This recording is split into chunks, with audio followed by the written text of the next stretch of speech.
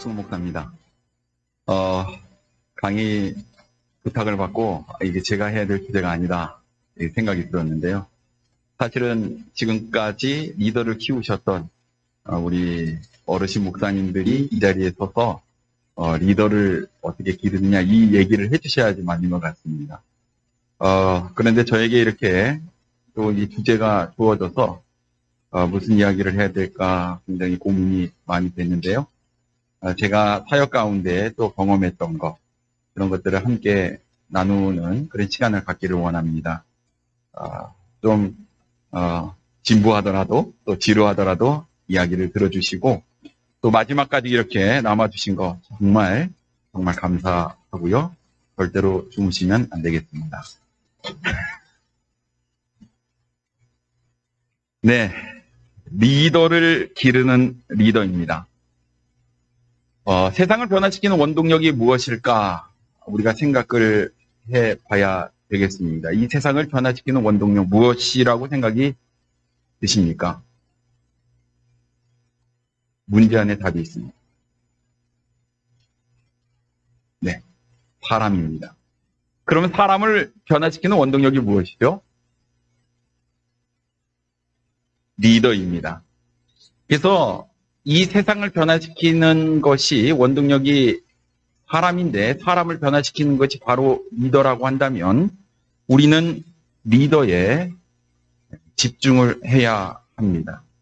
그러나 더 나아가서는 사실은 리더보다는 우리가 더 이전으로 돌아가서 생각해야 될 부분들이 있습니다. 존 맥스웰은 리더십은 영향력이다 이렇게 이야기를 했습니다. 리더십은 누군가에게 영향을 미치는 힘이다 이런 이야기입니다. 뿐만 아니라 오스왈드 샌더스는 리더는 영향력을 끼치는 사람이라고 이야기를 했고요. 제임스 조지스는 도덕적인 문제를 잠깐 유보한다면 리더십은 추종자를 모을 수 있는 능력이다. 그래서 누군가에게 영향력을 미치고 그 영향력을 보고 따라가는 사람이 있으면 그 사람을 리더라고 합니다. 그래서 이 도덕적인 문제를 잠깐 유보한다면 예를 들면 조폭도 형님이라고 하면서 리더로 모시는 것들이 있지요. 그래서 어쨌든 이 추종자를 모을 수 있는 능력, 그것이 바로 리더십인데요. 그렇다면 우리는 무엇보다 사람들을 어떻게 인도해야 하는지, 어떻게 이끌어야 하는지를 우리가 분명히 알아야 될 줄 믿습니다. 그런데 이 시대에 도저히 용납할 수 없는 그런 이야기들이 예수 믿는 젊은 사람들 입에서 나오고 있는 현실입니다. 그렇다면 이것이 어디서부터 비롯되었을까? 우리나라 국민의 4분의 1, 5분의 1 된다는 그리스도인들이 한 사람이 4명만 커버만 해도 되는데 그렇게 하지 못하는 이유가 정말 주님을 닮은 제자를 만드는데 우리가 부족한 것이 아니었는가를 생각해 보게 되었습니다. 결국 이 문제가 어디까지 가게 되냐면 다음 세대를 우리가 생각하고 준비하고 고민해야 될 문제로 넘어가게 됩니다.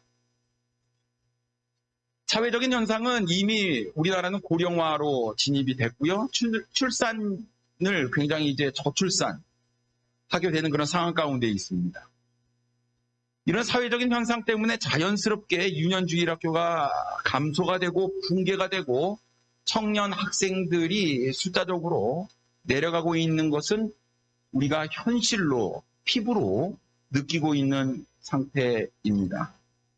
그렇다면 우리가 이 다음 세대를 준비하는 데 있어서 철저하게 우리가 양육해야 될 것이 바로 리더가 아니겠습니까? 우리가 잘 리더를 양육하면 사람을 변화시킬 것이고 사람은 이 세상을 변화시키게 되리라고 믿습니다. 그렇다면 우리가 다음 세대를 준비해야 되는데 디모데후서 2장 1절로부터 2절 말씀에 보면 내 아들아 그러므로 너는 그리스도 예수 안에 있는 은혜 가운데서 강하고 또 내가 많은 증인들 앞에서 내게 들은 바를 충성된 사람에게 부탁하라. 그들이 또 다른 사람들을 가르칠 수 있으리라 이렇게 이야기했습니다. 사도 바울의 이야기지요.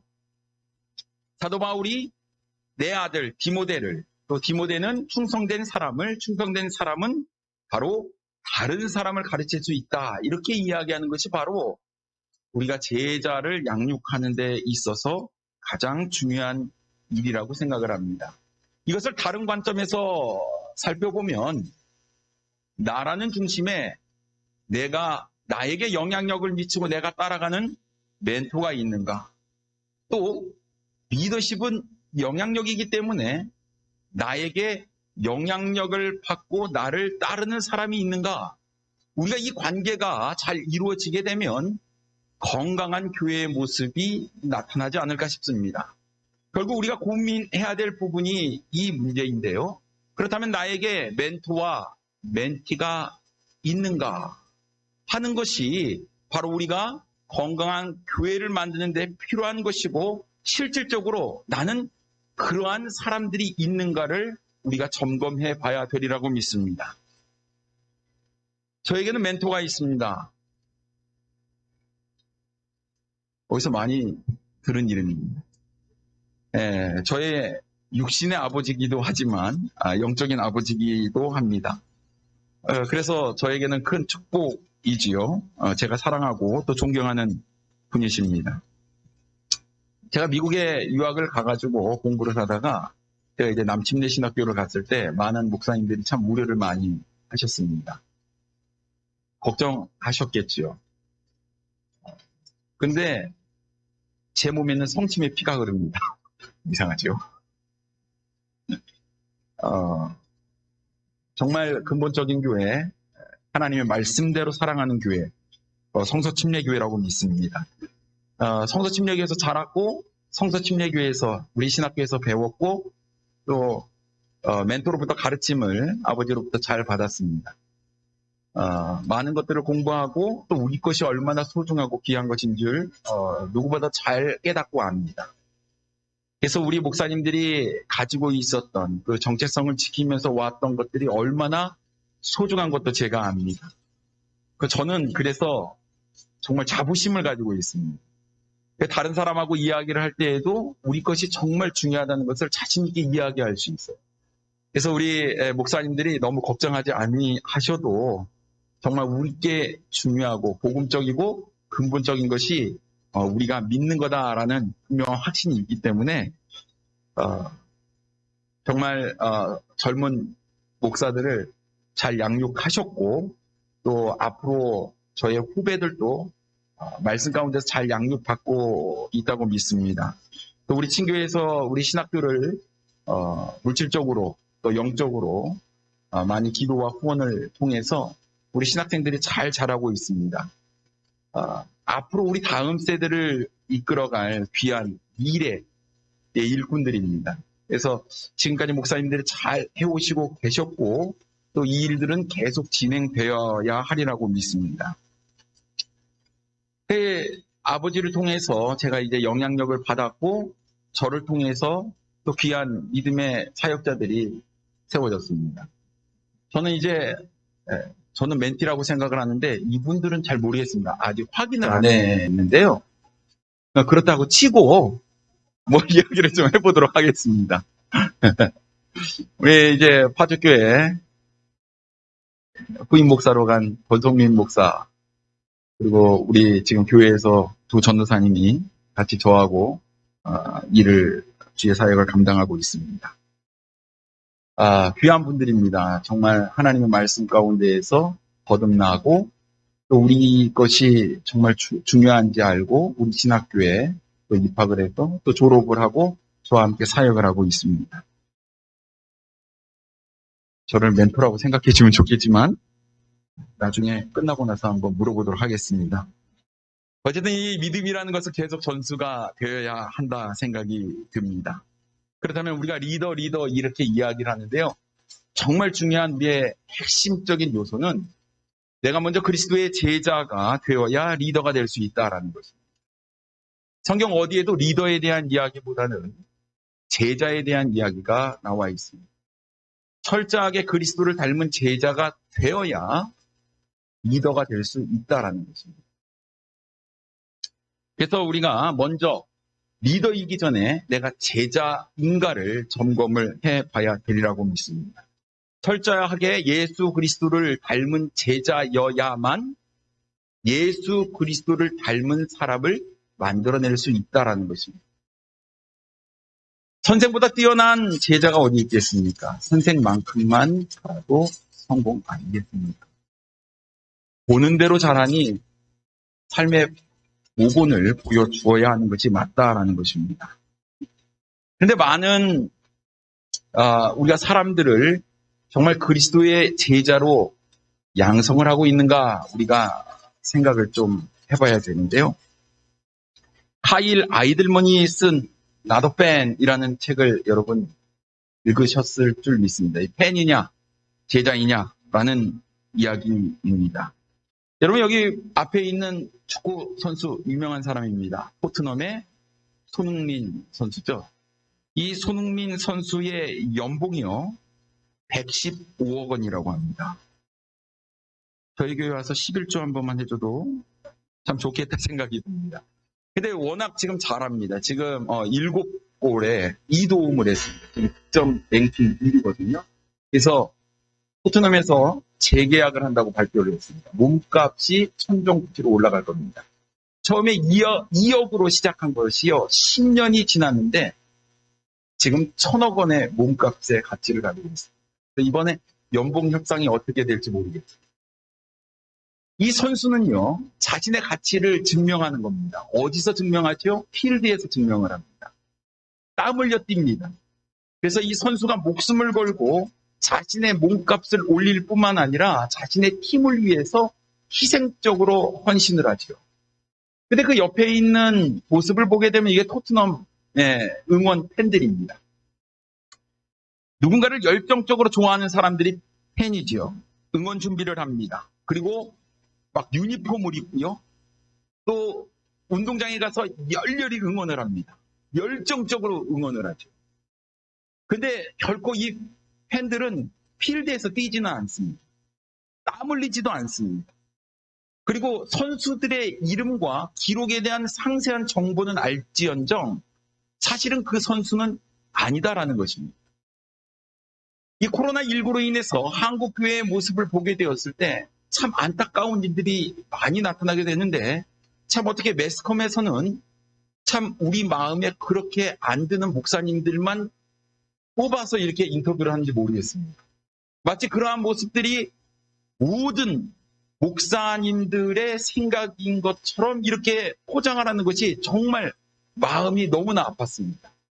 그리고 자유주의적인 이런 생각을 가지고 있는 목사님들이 잘못된 어떤 교회관을 가지고 또 잘못된 예배의 의식을 생각을 가지고 이야기하는 것들이 밤에 잠을 자지 못하게 이렇게 만드는 그런 막 울분이 일어나는데 소리를 지르니 제 아내가 왜 그러냐고 무슨 일이 일어났냐고 막 할 정도 너무나 답답한 하지만 이것이 결국 우리 한국 교회의 현실이고 이렇게 선수, 제자를 양성하지 못하고 팬으로만 가득한 성도들을 만들었던 목회자, 나의 책임이다라는 것들을 의식하면서 굉장히 부끄럽고 또 앞으로 이 다음 세대를 어떻게 준비를 해야 될까를 굉장히 고민하게 되었습니다.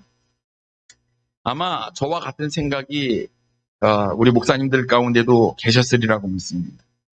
결국 이 문제입니다. 나는 그리스도를 닮은 제자인가 하는 것이 분명하게 해결되지 않는다면 리더의 문제는 해결이 되지 않는다라는 것입니다. 그렇다면 리더가 가지고 있어야 될 것이 무엇인가? 우리가 생각해 봐야 될 것은 분명한 비전과 실행 계획을 가지고 있어야 한다라는 것입니다. 리더란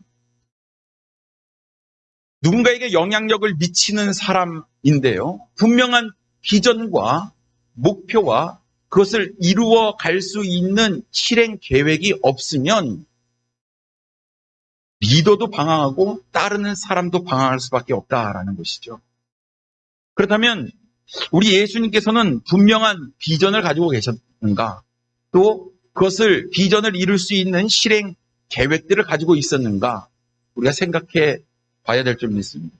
우리 예수님께서는 분명한 비전과 실행 계획을 가지고 계셨는데 그 비전은 바로 영혼 구령입니다. 누가복음 19장 10절 말씀에 보면 인자가 온 것은 잃어버린 자를 찾아 구원하려 함이니라 라고 말씀하셨습니다.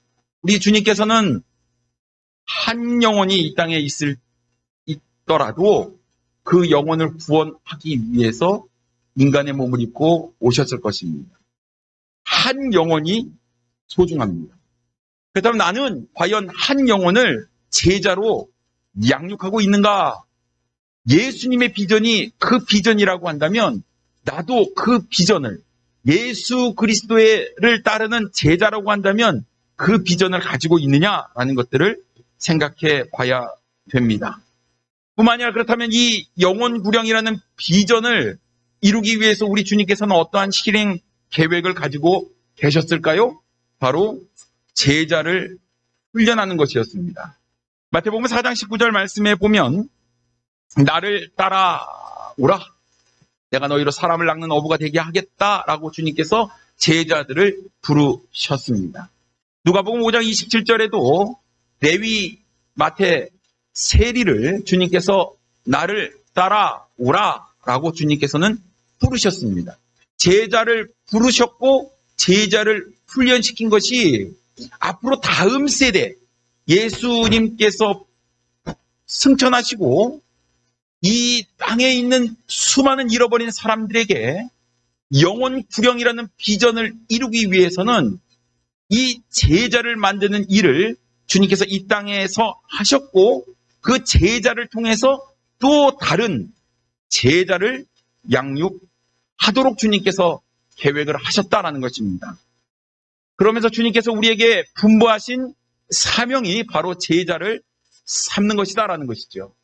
우리가 잘 아는 마태복음 28장 19, 20절 말씀에 보면 너희는 가서 모든 민족을 제자로 삼으라라고 말씀하셨습니다. 그렇기 때문에 우리는 예수 그리스도를 닮은 제자를 삼아야 하고 제자 삼는 그 이유가 바로 한 영혼을 예수 그리스도를 닮는 구령하여 제자로 만드는 그 예수님의 비전을 갖도록 해야 한다라는 것입니다. 이 시점에서 문제를 하나 내겠습니다. 이장만 목사님 문제 내셨는데 저도 역시 선물은 없습니다만 눈을 크게 뜨고 한번 이 문제를 한번 살펴보시면 좋겠습니다.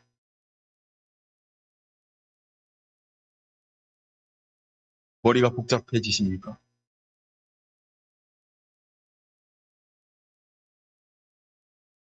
혹시 258 하나가 정답이 뭘까요?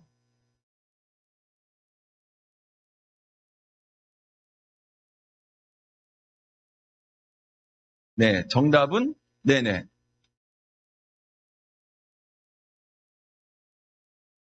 2입니다. 왜 2냐 하면요.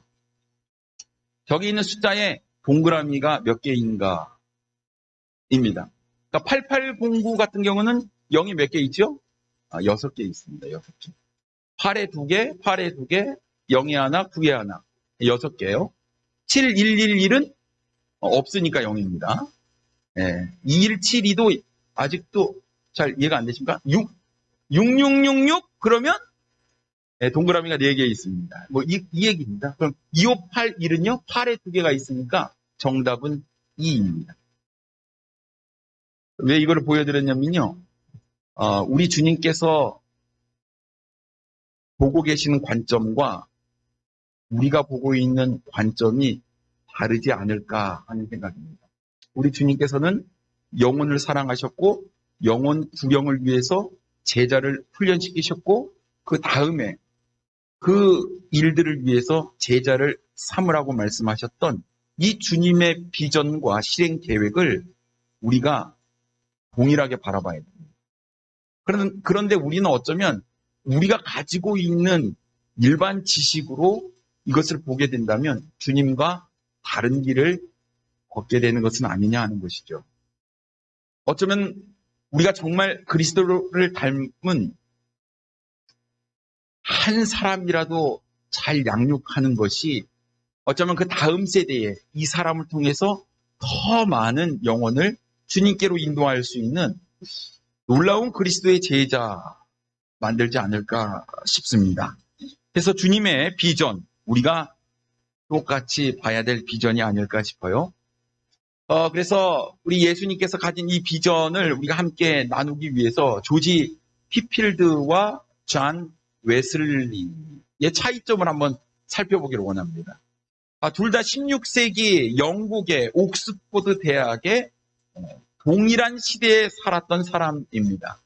조지 휘필드는요, 20세에 회심을 했어요. 22세부터 56세까지 34년 동안 2달에 한 번씩 걸리는 대서양 횡단을 무려 13번이나 합니다. 그리고 영국에서 미국의 선교여행을 7번이나 하고요. 영국뿐만 아니라 웨일즈, 스코틀랜드, 아일랜드 전 지역에서 하루에 3번, 4번, 3만 번에 걸친 대중 설교를 했습니다. 그러면서 그가 이제 천식으로 인해서 너무 무리해서 결국 이제 죽음을 맞이하게 되지요. 그 친구가 이러면 너 죽는다. 이렇게 이야기할 때 조지 휘필드가 이렇게 얘기했습니다. 나는 녹슬어서 없어지기보다는 달아서 없어지겠다. 이 말을 하고 이제 죽죠. 멋있는 사람입니다. 유언을 멋있게 남겼습니다. 이 조지 휘필드의 영향력은 엄청납니다. 그래서 그의 설교가 18세기 대각성과 부흥운동에 지대한 영향력을 미쳤죠. 반면에 존 웨슬리는요, 1738년 모라비아 집회에 참석했다가 회심을 하게 됩니다. 1739년 4월 2일 거리로 나가서 하루에 4번, 5번씩 설교를 했는데 평생 4만 2천 번 거리에서 대중 설교를 합니다. 그가 남긴 유명한 말은 이 세계는 나의 교구다. 이런 얘기를 남겼습니다. 존 웨슬리를 통해서 감리교회가 조직이 되었고 영국의 설교자가 294명, 성도가 7만 1000여 명, 미국에는 설교자 198명, 성도가 4만 2천 명, 그럼 10만 명이 넘는 성도들을 만들었고 또 설교자, 그를 따르는 제자들을 무려 500명에 가깝게 양육을 했습니다. 이 차이가 뭘까요? 둘 다 지대한 영향을 미쳤던 동시대에 동일한 학교에서 홀리 클럽이라는 클럽을 창설하고 같이 기도하며 했던 사람인데 결국의 차이는 제자를 삼았느냐라는 거죠.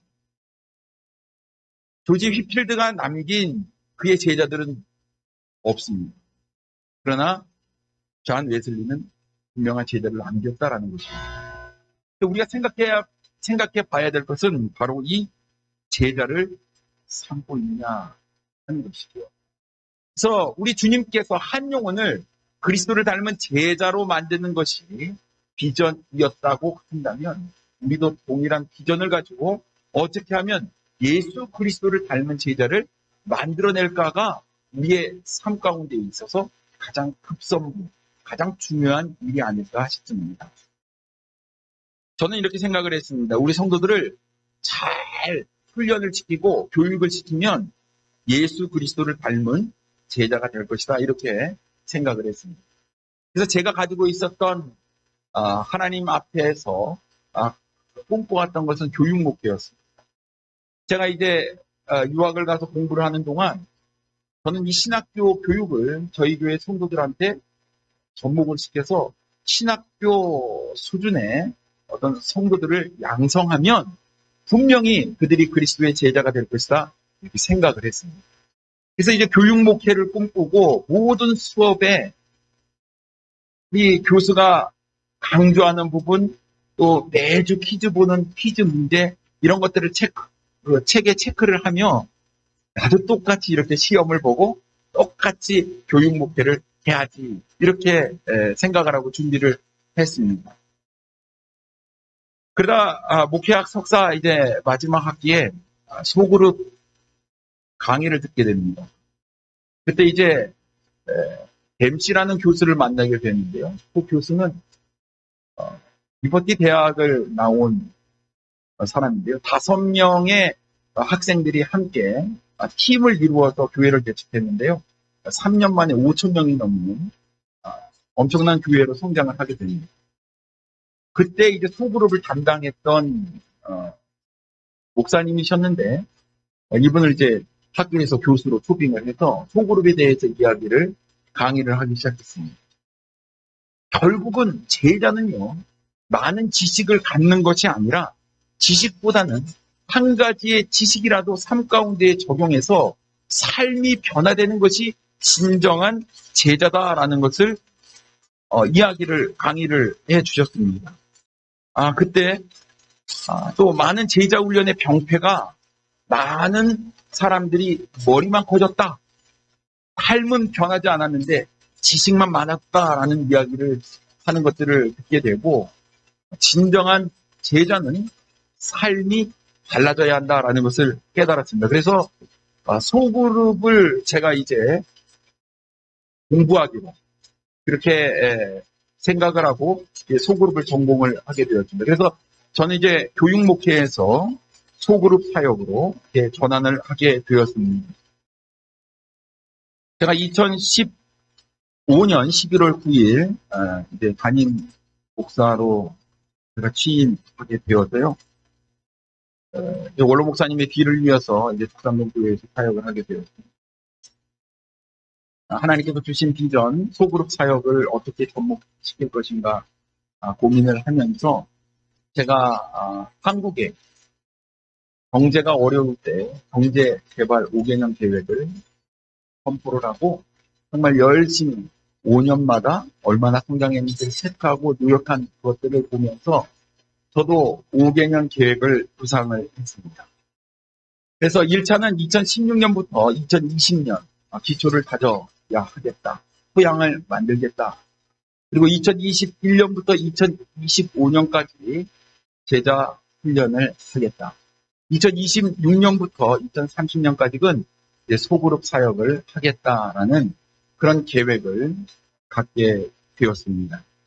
그래서 지금 1차적인 단계, 기초 다지기입니다. 말씀과 기도, 전도에 집중하는 가장 기초에 집중하는 그런 시기를 올해까지 보내게 되었습니다. 그래서 이제 성경 1독 했습니다. 5년 동안 1독하신 분도 있고 2독하신 분도 있고 3독하신 분도 있고 점검을 계속했습니다. 1년 성경 기초를 나누었고 9월 달이 되면요 매번 체크를 합니다. 그리고 시상을 하는 그리고 성경 필사도 동일하게 시작을 했습니다. 잠언, 요한복음, 신명기, 로마서, 갈라디아서, 소통지서 그리고 고린도, 전서와 후서 상반기, 하반기 두 번에 걸쳐서 한 달 동안 집중해서 교회에서 바인더 용지를 나누어주고 필사를 하면 바인더에 꽂아서 인증샷을 찍고 교회 홈페이지에 올리게 됩니다.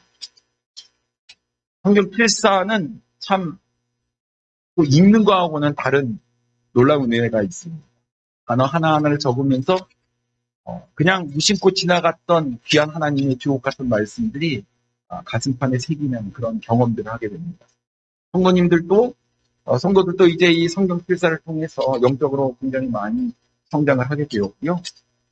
코로나19가 오면서 비대면 예배로 돌아가게 됐을 때 많은 성도들이 이 성경 필사 용지를 엄청나게 가져왔습니다. 그래서 이미 신약 성경은 다 필사를 끝나고 이제 구약 성경은 필사하시는 분들도 계시게 됐습니다. 그만큼 말씀을 사랑하게 되었고 주어진 시간을 낭비하지 않고 주님과 함께하는 좀 기초 다지기가 좀 많이 좋아진 것 같습니다. 특별 새벽 기도회. 우리가 새벽 기도회를 늘 또 해왔고 또 창립 예배나 부활 주일이나 새생명 전도 축제를 앞두고는 특별 새벽 기도회를 했습니다. 보다 조금 더 많은 성도들이 참여하기 위해서 5시에 했던 새벽 기도회를 6시로 옮기고 교회에서 아침 식사를 일주일 동안 제공을 하는 곳으로 했습니다. 그래서 함께 모여서 말씀 듣고 기도하고 또 음식을 나누면서 교제를 하고 예배당에서 이제 직장으로 출근을 하게 되는. 근데 성도님들이 상당히 많이 참석을 하게 되고 또 말씀으로 함께 하루를 시작하는 것에 대해서 굉장히 깊은 감동을 받았습니다. 그리고 많이 참석을 하게 되었고 또 우리가 이제 전도, 우리가 가장 중요한 일이죠. 새생명 전도 축제를 계획하고 진행을 계속하고 있으며, 또 목요일마다는 공원에 나가서 부침개 전도합니다. 부침개를 붙이고, 사람들을 데리고, 부침개를 붙이는 동안에 복음을 전하고, 또 함께 나누면서, 그래서 이제 전도를 했고요. 또 주일에는 주님께서 밖에 나가서 강군하에 내 집을 채우라 말씀하셨더니, 우리 새가족팀들이 아침에 10시에 모여서 기도를 하고 1시간 동안 교회 앞 사거리로 나가서 강권하여 내 집을 채우는 데 집중을 했습니다. 뿐만 아니라 우리가 이제 단기 선교를 2년에 한 차례씩 가는 것으로 해서 교회에서 처음 또 미얀마로 단기 선교를 가게 됐습니다. 어쨌든 영혼을 사랑하는 것에 불을 붙이고 말씀과 기도에 집중을 하게 되었는데요. 많은 성도님들이 참여를 하게 되고 동참을 하고 또 그것으로 자극을 받아서 주님 앞에 제자로 세워지는. 그래서 그 명단을 제가 우리 전도사님들 사역자들은 가지고 있습니다. 누가 지금 잘 따라오고 있는가. 이분들이 바로 귀한 리더가 될 수 있는 자원이 아닐까 싶습니다. 자, 그리고 2차적으로 2021년 내년부터 우리가 5개년 계획, 바로 제자 훈련 사역을 실시하려고 합니다. 그래서 저희가 교재를 만들었습니다. 그래서 삶고문입니다. 이게 지식이 아니라 삶 속에서 말씀을 적용하고 훈련하는, 그래서 생명의 삶, 새로운 삶, 변화된 삶, 성숙한 삶, 제자의 삶, 증인의 삶 6가지의 단계로 된 교재를 이제 완성을 했고요. 이 말씀을 이제 내년도부터는 적용을 해서 제자 훈련을 시작을 하려고 합니다. 철저하게 제자는 하나님의 말씀대로 순종하며 살아야 하기에 좀 훈련이 지나치게 강도가 좀 세질 것 같습니다. 그러나 어설픈 제자보다는 확실한 제자를 만들어야 된다라는 생각이 있고요. 또 이러한 과정들을 잘 거치는 분들에게는 또 귀한 주님의 사역에 참여할 수 있는 기회를 드리려고 합니다. 2026년부터는 이제 제가 공부하고 준비했던 소그룹 리더가 양성이 되면 리더를 통해서 소그룹 사역을 하려고 합니다.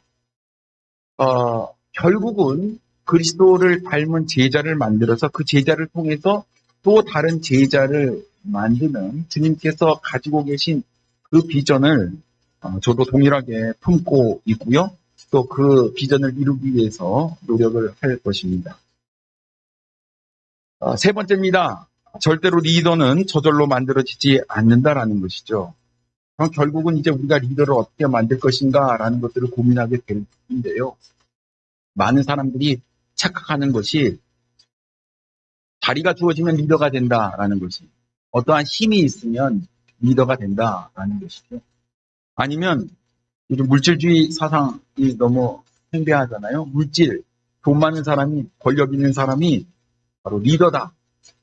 근데 우리 주님의 관점, 성경적인 관점은 그런 분이 리더가 아니다라는 것이죠. 제가 만약 총을 가지고 있습니다. 손 들어 하면 그 중에 손 드시는 분이 계시겠죠. 안 들면 쏜다 하면 손 드시는 분 계시겠죠.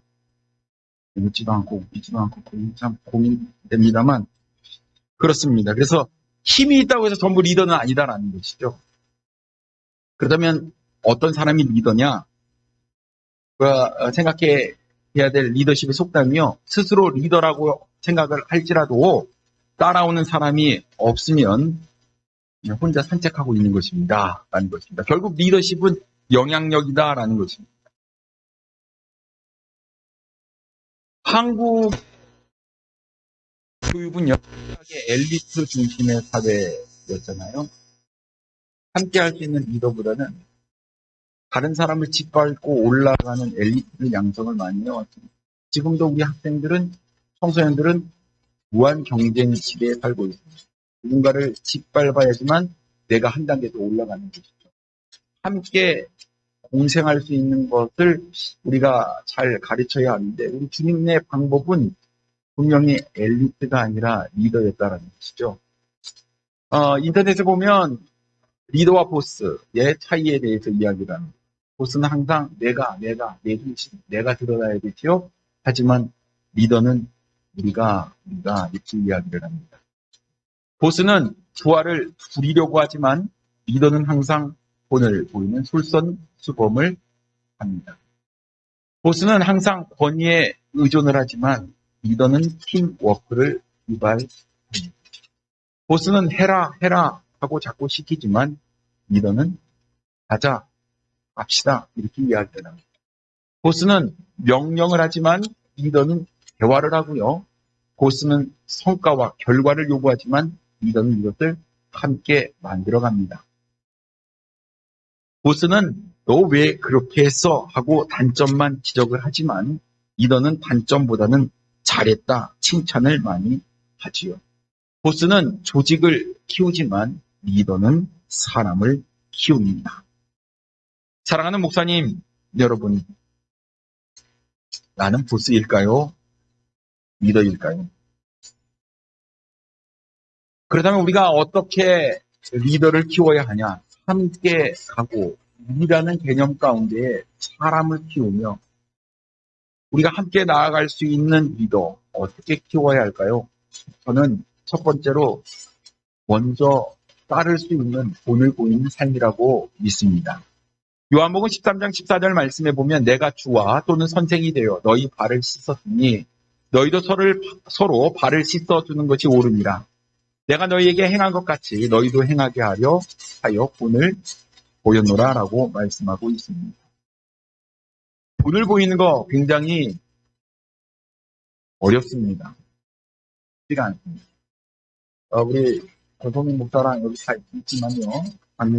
강지호 변호사 있습니다. 아직 안 물어봤습니다만 또 멘티라고 생각하고 또 이야기해 보랍니다. 강지호 전도사는 저희 교회에서 집사님의 아들로 이렇게 쭉 자라왔고, 권성민 목사랑 강지호 전도사는 고등학교 때 저희 교회를 오게 됐습니다. 저희 교회에서 이제 구원받고 함께 학생 예배를 드립니다. 운동을 너무나 좋아했어요. 그래서 함께 항상 운동을 했던 것 같습니다. 또 우리 학생 부장 집사님께서 또 매번 우리 축구를 하면 고기 뷔페를 데려가서 맛있는 음식을 사주셨습니다. 이장만 목사님, 밥사가 최고입니다. 네, 먹는 게 가장 또 중요한 부분 중에 하나더라고요. 매일 축구를 했던 것 같아요. 매일 축구를 하고 또 예배 때 항상 같이 모여서 또 주님을 예배하고 학생 예배가 있어요. 저희는 이제 토요일도 학교를 갔잖아요. 토요일 학교를 가면 항상 교회 옵니다. 같이 라면을 끓여 먹고 떡볶이 사다 먹고 함께 하면서 그렇게 보냈던 시절이 있습니다. 이 친구들이 고3 때도 새벽 예배를 오는 겁니다.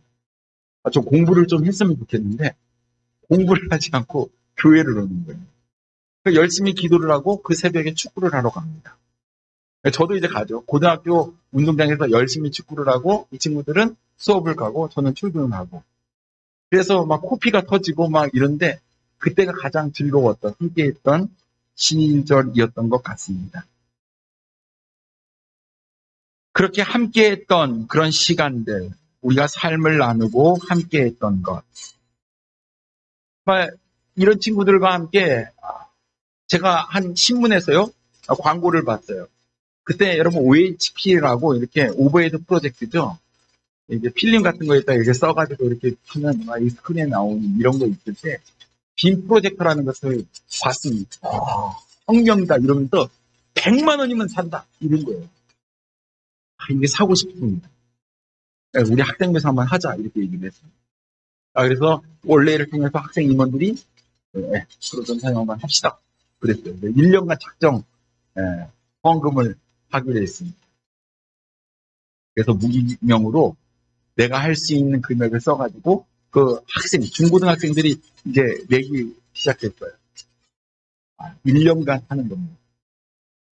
근데 아이들이 이것을 금액을 적어놓는데 생각하지 못한 금액을 적어놓습니다. 어떻게 하는가 봤더니요. 버스 타고 학교를 안 가고 걸어가는 거예요. 집을 사 먹을 거를 전략을 해서 하나님께 드리는 거예요. 얼마나 큰 도전입니까? 아이들도 주님을 위해서 뭔가를 하겠다. 계산초과가 생겼는데요. 이 100만 원짜리는 불을 다 끄고 봐야지 보이는 것이었습니다. 그래갖고 큰일 났습니다. 그래서 좀 예배당에서 볼 수 있는 것을 찾아보니까 400만 원입니다. 큰일 났습니다. 그래서 애들한테 얘기를 했습니다. 야, 이게 100만 원 정도 400만 원인데 어떡하냐. 큰일 났죠. 그러니까 아이들은 힘에 지나도록 하고 있는데, 그래서 저도 하고, 목사님도 하고, 뒤에 이제 그래프를 붙여갖고 올라갔는데 이게 뭐냐?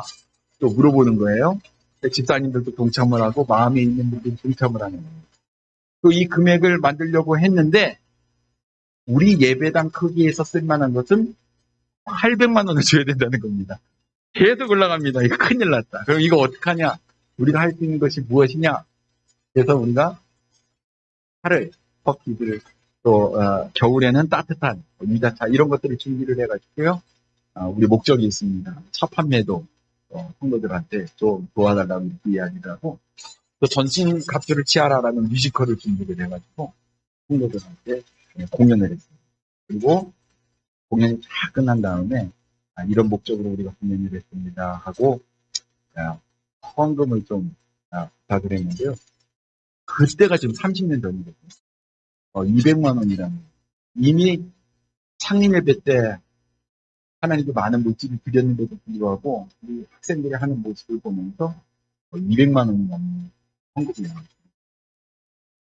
이런 일들을 아이들이 경험을 하면서요, 우리도 뭔가를 할 수 있다라는 생각을 가지게 되고, 우리가 막 힘을 모으고 정말 주님을 위해서 뛰인다면 할 수 있다라는 것들을 갖게 되었습니다. 그래서 제가 저희들 우리 학생들한테 했던 게 뭐냐면, 돈 있냐? 그럼 돈 없다. 백 있냐? 그럼 백 없다. 그럼 우리가 가지게 무엇이냐? 그러면 젊음이요. 그러면 우리의 힘을 들여서 주님을 위해서 헌신을 하자. 그래서 예배당 청소부터 우리 학생들이 할 수 있는 것들을 찾아봤습니다. 그렇게 함께 했는데요. 정말 하나님께서 그 가운데 또 하나님의 일꾼으로 또 지금 세 사람이 헌신을 해서 또 이렇게 성장하고 있는 모습을 볼 때 참 마음 가운데 기쁨이 있습니다. 우리가 잘 아는 영화 글래디에이터에 보면요. 이 로마 원형 경기장에서 이 막시무스가 이런 이야기를 합니다. 여기 보면 hold the line, 그럼 대형을 유지해라. stay with me, 나와 함께하자, 함께 머물라 이렇게 얘기해요. 그래서 뭐라고 이야기하냐면 if we stay together, 이렇게 만약 우리가 함께한다면, 함께 머문다면 우리는 살 것이다. 이 영화 대작이잖아요. 보신 분들은 다 몸에 전율이 오릅니다. 리더라는 것은, 리더는 함께하는 겁니다. 함께하고 삶을 나누고 돈을 보이는 삶을 통해서 함께 만들어가는 것이 진정한 리더인 줄 믿습니다. 21세기, 지금 이 시대의 진정한 리더는 보스와 같은 사람이 아니라 어려움을 함께 극복하며 앞으로의 비전과 나아갈 실행 계획들을 보여주고 함께하는 것이 진정한 리더가 아닐까 싶습니다. 두 번째는 친밀한 관계입니다. 고린도서 1장 9절 말씀에 보면 너희를 불러 그의 아들 예수 그리스도 우리 주와 더불어 교제하게 하시는 하나님은 미쁘시도다라고 말씀을 합니다. 함께했던 시간들이 참 그립고 그날을 생각하면 다 추억으로 남습니다. 우리 권성민 목사, 강진호 전도사 둘이 친구거든요. 네, 교회를 나온 시기가 조금 다릅니다. 사실 저 나이 또래가 3명으로 시작했습니다. 주변에 있는 3명, 자매 1명과 형제 2명으로 시작을 했습니다. 전도를 열심히 해도 아이들이 잘 오지 않아서 이런 방법을 택했습니다. 이 두 친구들한테 가서 반 친구, 가장 친한 친구, 예수 믿지 않는 친구를 교회로 데리고 와라. 어떻게 해든지 떡볶이를 사든지 뭐 하든지 데리고 오면 내가 한 달 안에 구령해서 예수 믿게 하겠다. 기도하고 그렇게 해서 한 영혼씩 데리고 왔습니다. 그래서 그 멤버가 13명으로 늘게 되고요. 그 중에서 이제 귀한 일꾼이 또 나오게 되었습니다. 아이들도 기쁨이 있는 거예요. 친한 친구들이 함께 오고 열심히 공차고 말씀 듣고 또 예배하고 또 예수님 믿어서 변화가 되니까 이 친구들이 또 다른 친구들 데려오고 또 그 친구가 또 어찌됐든지 교회를 한 달 동안은 나와야 됩니다. 탁구도 치고 축구도 치고 항상 같이 신방도 다니고 예배 전엔 신방하고 기도하고 전도 나가고 이런 것들을 함께 하는 그런 가운데에 이 관계가 형성이 됐습니다. 친밀한 관계. 아직도 어려워합니다. 제가 뭐 얘기하면 어려워합니다. 아마 위치적인 자리 때문에 그러지 않을까 싶습니다만 저는 굉장히 친밀합니다. 그들이 어떻게 생각할지 모르겠지만 그렇습니다. 예. 뭐 다 그런 거죠. 뭐 다 자기 생각대로 하는 겁니다. 세 번째는 격려와 응원입니다. 베드로가 주님을 3번 부인했습니다. 그렇게 해서는 안 됐죠. 주는 그리스도시요 살아계신 하나님의 아들입니다. 저는 주님에서 제 목숨을 버릴 수 있습니다. 그렇게 했던 베드로가 사람들의 이야기 앞에서 철저하게 무너지고 맙니다. 저주하고 맹세까지 하죠. 그렇지만 우리 주님과 그때 뭐 눈빛도 마주치고 마음의 죄책감이 있어서 자기 3번 울 때, 자기 2번 울 때, 그는 어떻게 합니까? 좌절해요. 슬피 울죠. 부활하신 예수님을 만납니다. 예수님이 부활하셨다는 소식을 듣고 달려갑니다. 무덤. 사랑하는 제자 요한과 함께 가지요. 요한이 먼저 뛰어갔지만 무덤 속에 들어간 것은 베드로였습니다. 그만큼 주님을 사랑했죠.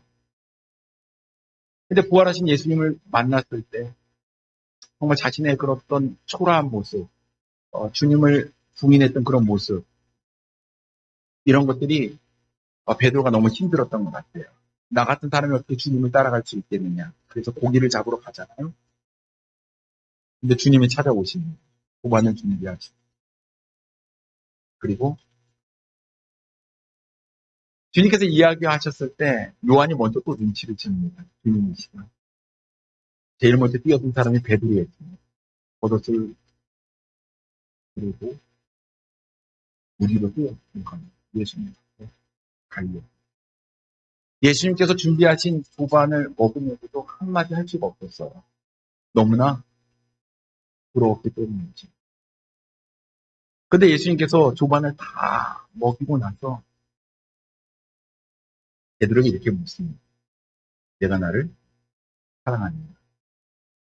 3번이나 묻지. 베드로는 이야기할 수 없었습니다. 네, 주님 제가 사랑합니다. 그러나 이미 예수님을 3번 부인했던 베드로는요. 주님 앞에 자신 있게 이야기할 수가 없어요. 얼마나 자신의 모습이 더 초라했겠습니까? 주님 가시지요. 이렇게 얘기합니다. 근데 우리의 마음의 중심을 아시는 우리 주님께서는 자신이 생명을 내어놓고 구원한 귀한 양떼들을 베드로에게 맡깁니다. 내 양을 먹이라. 내 양을 먹이라. 목사님 여러분, 격려와 응원이 필요합니다. 때로는 실수도 하고 좌절도 하고 넘어지기도 하지만 여전히 마음의 중심은 주님을 사랑하는 데 있습니다. 우리 친교회를 사랑하는 데 있고 우리가 지켜야 될 믿음의 유산, 정체성도 우리가 가지고 있습니다. 넘어질 수 있는데요. 격려와 응원이 필요합니다. 잘하고 있어. 조금만 더 열심히 하자. 이런 응원을 해주시면 리더들이 더 굳건히 세워져 가지 않을까 싶습니다. 마지막은 철저한 훈련입니다. 탈무드에 보면 자녀에게 물고기를 잡아주는 것보다 물고기 잡는 것을 가르치는 것이 현명하다 이렇게 얘기했습니다. 물고기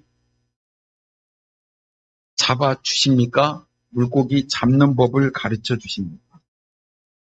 물고기 잡는 법이 필요한데요. 한 가지 더 중요한 것은요.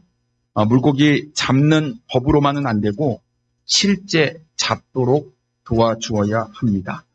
연구만 하고 공부만 하면 안 되고 직접 물가에 나가서 해봐야죠. 왜냐하면 이론과 실전은 다르기 때문에 그렇습니다. 우리 주님께서 제자들을 훈련을 시키고 가르치시고 보내셨다라는 것입니다. 마가복음 3장 14절 말씀에 보면 이에 12를 세우셨으니 이는 자기와 함께 있게 하시고 또 보내사 전도도 하며 이렇게 얘기했습니다. 세우시고 가르치신 다음에 보내셨습니다. 현장, 필드로 보내셨습니다. 스티브 고비는요, 리더십 양성은 학교 교육의 개념이 아닌 농사의 개념으로 이해해야 된다라는 것이죠. 벼락치기로 성적은 좋게 나올 수 있지만 이것은 진정한 내 실력은 아닙니다. 우리가 열매를 얻기 위해서는 정말 피땀 흘린 노력과 희생과 또 심고 가꾸고 거두는 이러한 긴 그런 오랜 철저한 훈련을 통해서 리더는 양성된다고 믿습니다. 단기간에 되는 것은 없습니다. 그렇기 때문에 저도 우리 전도사님들에게 우리 함께 모여서 사역을 공유하고 같이 그 문제를 어떻게 해결할까, 이런 것은 어떻게 해야 될까 하며 필드에 자꾸 나갈 수 있도록 배려를 합니다. 많은 현장에서 또 실수도 할 수 있을지 모르지만 실수를 통해서도 분명히 배우는 것이 있으리라고 믿습니다. 철저한 훈련을 통해서 리더가 만들어집니다. 리더를 이야기하기보다는요, 먼저 주님의 제자가 되는 것이 중요하고요. 정말 주님을 닮은 제자가 되면 예수님의 12제자가 또 다른 사람들을 키웠던 것처럼 정말 주님 닮은 제자를 만들어낼 수 있으리라고 믿습니다. 리더를 기르는 리더, 저에게 부족한 그런 내용이었는데도 불구하고 들어주셔서 감사하고요. 어쨌든 저도 배운 대로 하고 있습니다. 그리고 배운 것들을 또 제 사역자들과 함께 나누고 있습니다. 하나님께서 우리에게 맡겨주신 귀한 그리스도의 제자를 양성하는 그때까지 최선의 노력을 다하려고 합니다. 사랑하는 목사님들 기도해 주시고 함께 예수 그리스도 닮은 제자를 만들어가는 우리 모든 목사님과 사역자들 되면 감사하겠습니다. 고맙습니다.